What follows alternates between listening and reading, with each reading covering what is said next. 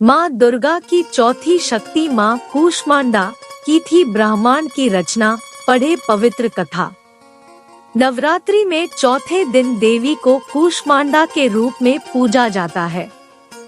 अपनी मंद हल्की हंसी के द्वारा अंड यानी ब्रह्मांड को उत्पन्न करने के कारण इस देवी को कूष्मांडा नाम से अभिहित किया गया है। जब सृष्टि नहीं थी, चारों तरफ अंधकार ही अंधकार था, तब इसी देवी ने अपने ईशत हास्य से ब्रह्मांड की रचना की थी। इसीलिए इसे सृष्टि की आदि स्वरूपा या आदिशक्ति कहा गया है। इस देवी की 8 भुजाएं हैं, इसलिए अष्टभुजा कहलाई।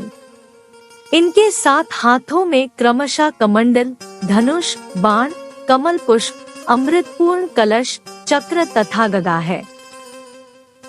8वें हाथ में सभी सिद्धियों और निधियों को देने वाली जपमाला है।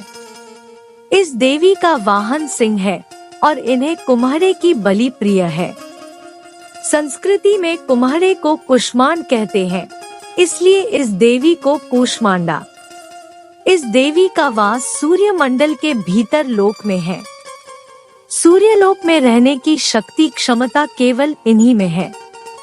इसीलिए इनके शरीर की कांति और प्रभा सूर्य की भांति ही दैदीप्यमान है। इनके ही तेज से 10 दिशाएं आलोकित हैं।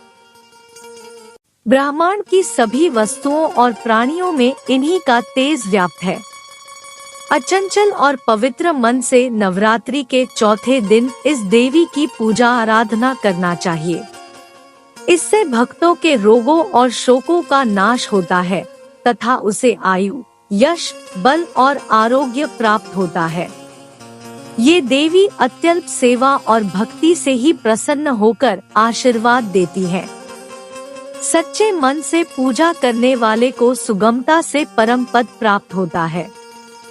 विधि विधान से पूजा करने पर भक्त को कम समय में ही कृपा का सूक्ष्म भाव अनुभव होने लगता है।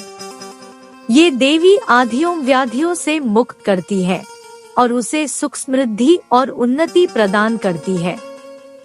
अंततः इस देवी की उपासना में भक्तों को सदैव तत्पर रहना चाहिए।